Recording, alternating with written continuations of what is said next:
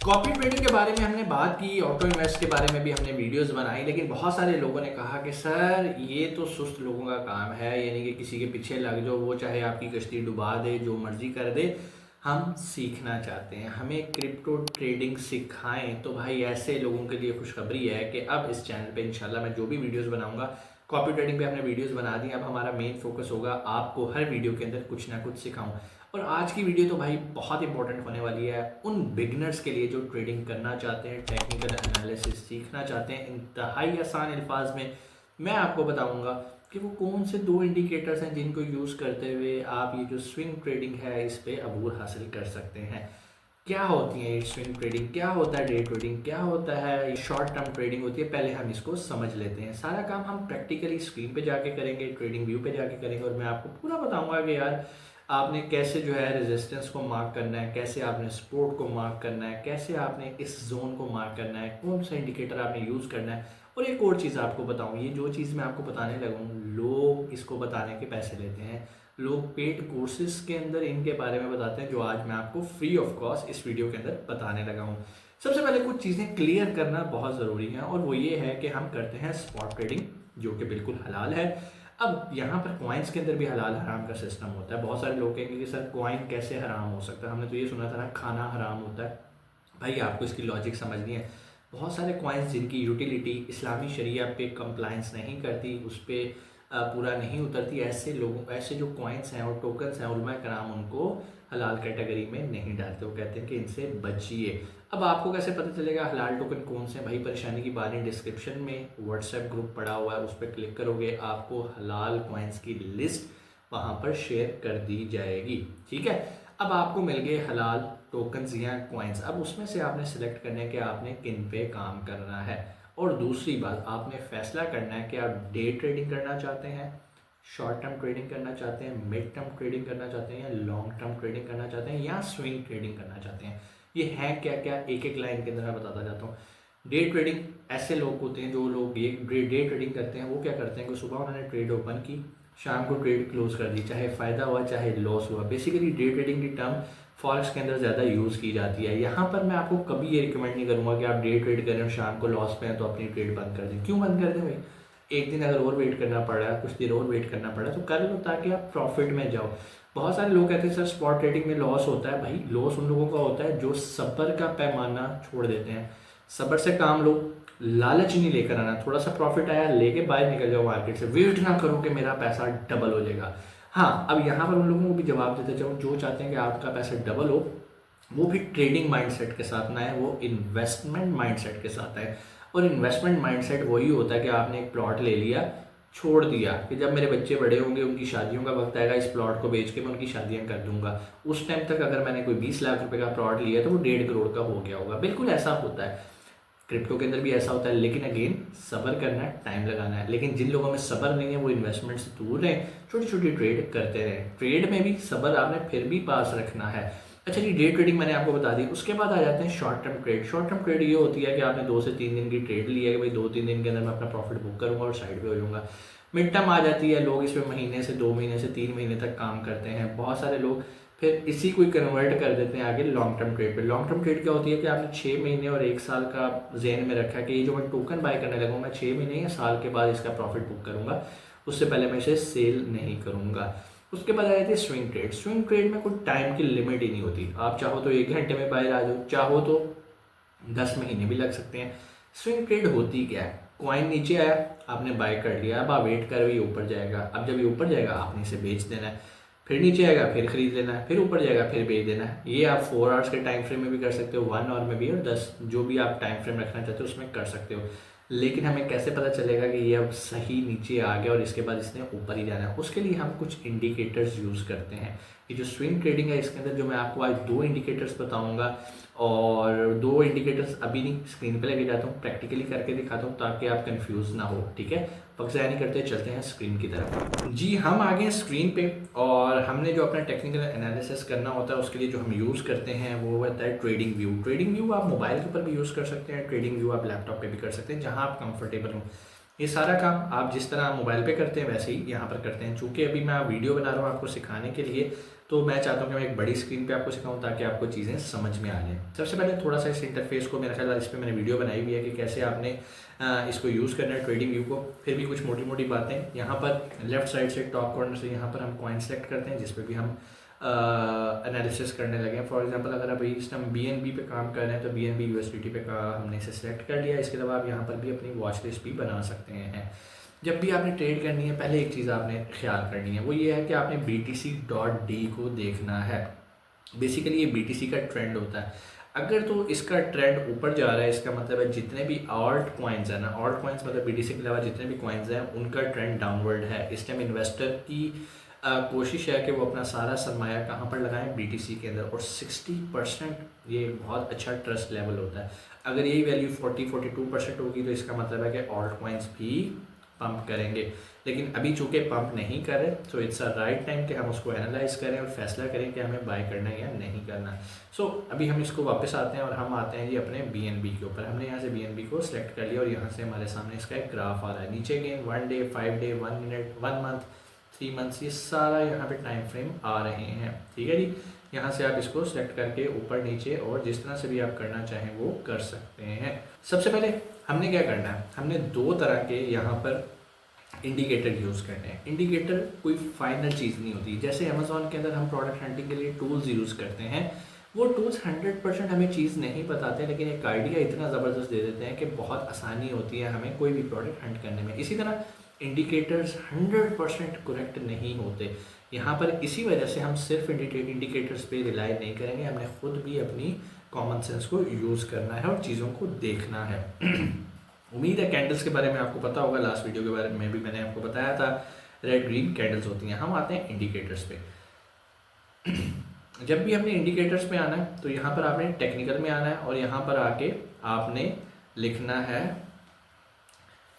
B. लिखेंगे तो आपके सामने बोलिंजर बैंड्स आ जाएगा, नहीं तो आप पूरे स्पेलिंग भी इसके लिख सकते हैं। आपने सबसे पहले इसको सिलेक्ट करना है। जैसे ही आप सिलेक्ट करेंगे वो पीछे अप्लाई हो गया है। ठीक है, इसके साथ हमने एक और इंडिकेटर ऐड करना होता है जिसको हम RSI कहते हैं, जिसको हम रिलेटिव स्ट्रेंथ इंडेक्स भी बोलते हैं। स्टार्ट में बिगनर्स के लिए आपने सिर्फ ये 2 इंडिकेटर्स लगा लेने हैं और ये आपको अच्छा खासा सोल्यूशन बताएंगे। ये 2 इंडिकेटर्स ऑन हो गए हैं। ठीक है, जो बोलिंजर है वो यहाँ पर ग्रीन और रेड लाइंस के अंदर आपको नज़र आ रहा है। बेसिकली ये एक बैंड की शक्ल होता है, कहीं पर ये बैंड एक्सटेंड हो जाता है मतलब फूल जाता है, कहीं पे ये श्रिंक हो जाता है। ठीक है, सो हम करने से पहले सबसे पहले ये ऊपर से 4 आवर्स है, हमने अपना जो चार्ट है वो 4 आवर पे रखना है ताकि हमें चीज़ें समझने में आसानी हो। 4 आवर्स पे हम आ चुके हैं। यहाँ पर ऊपर ये बोलिंजर बैंड लगा हुआ है और नीचे हमारे पास RSI का ये यहाँ पर ग्राफ शो हो रहा है। जैसे हम यहाँ पर आएंगे ना RSI के ऊपर, तो यहाँ पर सेटिंग्स की ऑप्शन होती है। हमने यहाँ पर सेटिंग्स में आके थोड़ा सा इसमें चेंज करना होता है। एक तो RSI की लेंथ हमने 14 से 7 करनी है। ठीक है, उसके बाद हमने स्टाइल में आके यहाँ पर 70-30 लिखा हुआ है। बेसिकली जो 70-30 टर्म है ना, ये फॉरेक्स के अंदर यूज़ होती है, वहाँ पर चीज़ें फिर भी स्टेबल होती हैं। जबकि अगर मैं क्रिप्टो की बात करूँ तो यहाँ पर हम इसको 80 और 20 यूज़ करते हैं, मिड को हम 50 में रहने देते हैं। ठीक हो गया जी। अब यहाँ पर हमारे सामने ये एक सिस्टम जनरेट हो गया, पूरी स्क्रीन आ रही है, बड़ी मज़े की लग रही है। ठीक है जी, अब यहाँ पर हमने कुछ चीज़ें देखनी है। आसान अल्फाज बताऊँगा बारी बारी इंडिकेटर का। सबसे पहले RSI पे आते हैं, तो ये जो रेड जोन बन रहा है ये हमें इंडिकेट कर रहा है कि भाई ये बाइंग पोजीशन बन सकती है आपकी। लेकिन क्या सिर्फ हमने इसको देखते हुए बाइंग पोजीशन का फैसला कर लेना है? नहीं, इसके साथ हमने एक और चीज़ को भी देखना होता है और वो ये देखना होता है कि बोलिंजर बैंड क्या हमें बता रहा है। ये जो नीचे वाली लाइन है, अगर इसके ऊपर कैंडल इससे नीचे आ जाए और यहाँ पर RSI की वैल्यू 20 से नीचे चली जाए, जैसे हमने ऊपर अभी लिमिट सेलेक्ट की थी, क्या सेलेक्ट की थी 20 और ऊपर वाली 80 और सेंटर वाली 50। अभी हमने सेटिंग्स में किया ना, यहाँ पर जाके स्टाइल में 80 और 20। ठीक है जी, अब अगर 20 से नीचे चली गई है और यहाँ पर ऊपर जो बोलिंजर बैंड है उसकी जो नीचे वाली लाइन है उसको भी नीचे की तरफ क्रॉस कर गई है, तो ये एक स्ट्रॉन्ग बाइंग पोजीशन बन सकती है, अगेन बन सकती है। ठीक है, इसके अलावा ये जो सेंटर में आपको जो लाइन नज़र आ रही होती है ये वॉल्यूम को शो कर रही होती है और इस वॉल्यूम से भी अगर नीचे कैंडल्स मौजूद हैं, इसका मतलब ये होता है कि इस टाइम जो ट्रेंड है वो डाउनवर्ड है और जब डाउनवर्ड होता है वो बाइंग के लिए सूटेबल होता है। बाय कब करना है?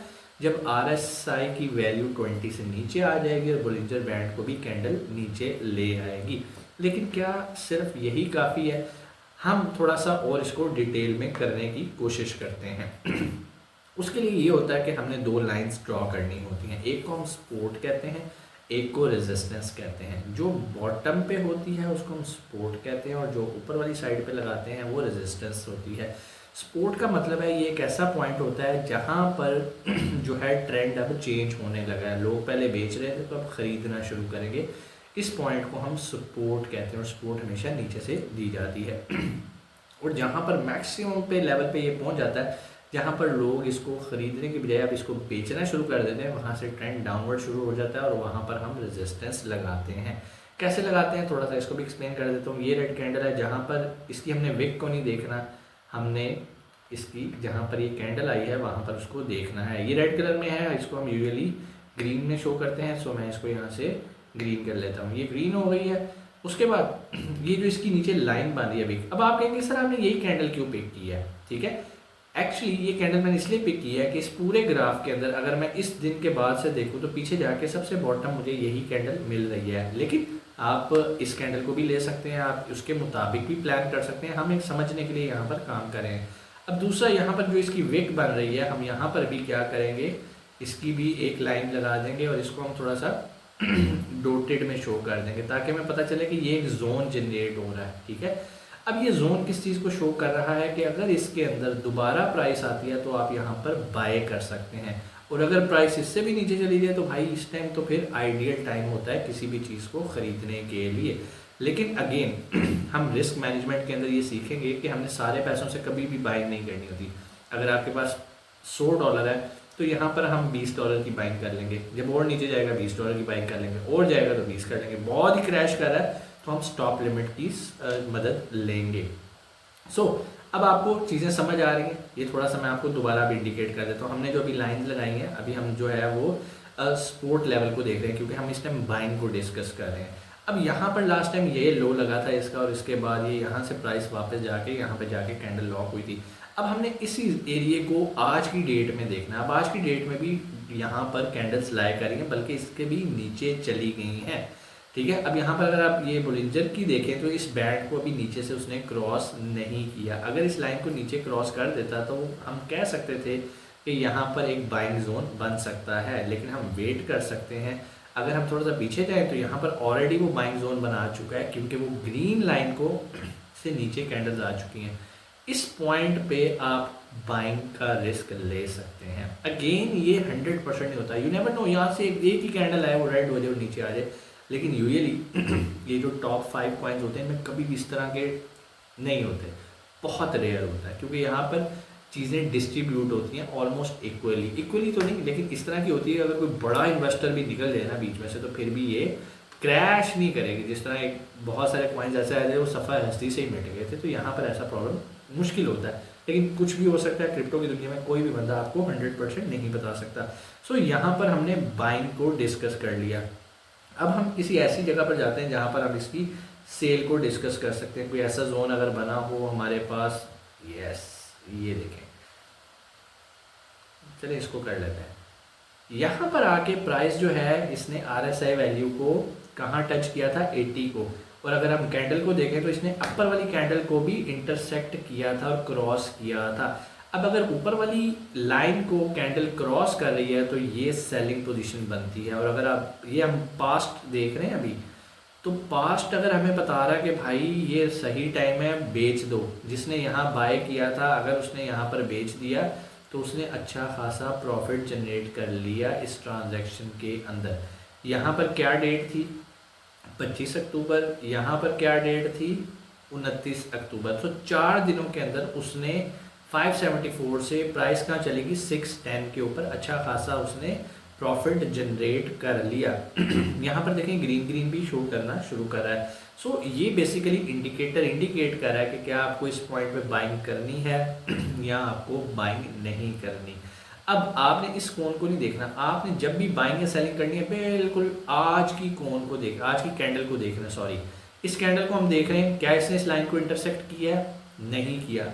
तो ये अभी हमें शो कर रहा है RSI के वैल्यू 29 पे है। 20 या इससे नीचे जाएगी आप बाय कर सकते हो। बहुत सारे लोग 29 पे भी बाय कर सकते हैं, it's totally up to you, आप 29 पे बाय कर लो। फिर ऊपर जब जाए, बहुत सारे लोग 80 का वेट नहीं करते, उससे नीचे ही आके सेल कर सकते हैं, जैसे अगर ये कोई पॉइंट बना है। सो बेसिकली बाइंग कब करनी है, सेलिंग कब करनी है, इस तरह से आप फैसला कर सकते हैं अगर आप किसी को कॉपी नहीं करना चाहते। हाँ, अगर आपने कोई ट्रेडिंग सिग्नल का ग्रुप ज्वाइन किया हुआ है तो तब भी आपको जो भी सिग्नल मिले उसको आके इस तरह से आपने टेस्ट करना है। इससे फ़ायदा ये होगा कि लॉस के चांसेस कम हो जाते हैं। देखो भाई, ये कोई हतमी चीज़ नहीं है, लेकिन ये ऐसी चीज़ है जो कि आपके लॉस के चांसेस को कम कर सकती है। ये वीडियोस आपको एजुकेट करने के लिए है, कोई फाइनेंशियल एडवाइस देने के लिए नहीं है। इंशाल्लाह आने वाली वीडियोस के अंदर हम मज़ीद चीज़ों को देखेंगे कि ट्रेड करते वक्त हमें किन चीज़ों का ख्याल रखना है और किन चीज़ों से बचना है, ताकि हम अपने प्रॉफिट को मैक्सिमाइज़ कर सकें। कोई भी सवाल कमेंट सेक्शन में आके आप पूछ सकते हैं, और अगर आपको हलाल कॉइन्स की लिस्ट चाहिए तो नीचे डिस्क्रिप्शन में व्हाट्सएप नंबर है, उसका लिंक है, उस पर क्लिक करें, उसे ज्वाइन करें, आपको वहाँ पर लिस्ट शेयर कर दी जाएगी। अपना बहुत सारा ख्याल रखिएगा। पाकिस्तान जिंदाबाद।